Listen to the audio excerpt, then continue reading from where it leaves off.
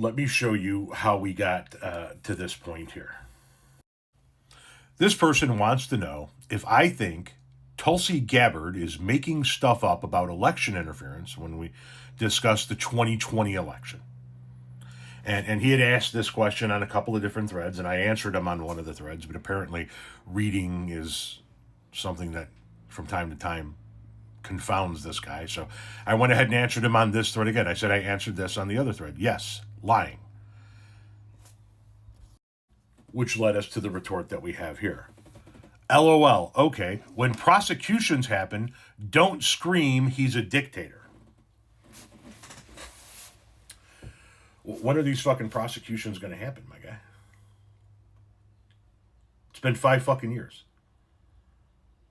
It's been 5 years. We've had 63 or 64 federal cases, many of which were before Trump-appointed judges, all of which were tossed out. Trump's lawyers themselves had to go into court and admit in front of other judges that they had absolutely no evidence to election interference, and they were just doing what their client, Donald Trump, told them to do, for fear of losing their law licenses. Some of them were sued for $1 billion by the manufacturer of the machines that they made up lies about. We had a mockumentary, I guess you would call it, 2,000 Mules, which was so devoid of any facts and full of propaganda that Fox News and Newsmax wouldn't fucking talk about it.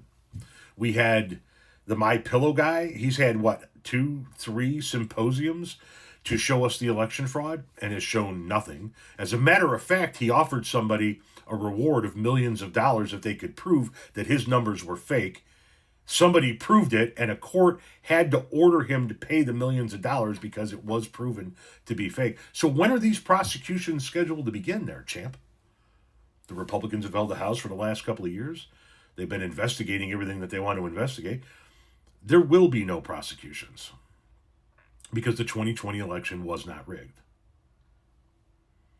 You don't find it odd, just out of curiosity, that what's being argued in the 2020 election is that there's no way in hell Donald Trump could have lost these states, right? Whatever they are, these 6 states, 7 states, the swing states.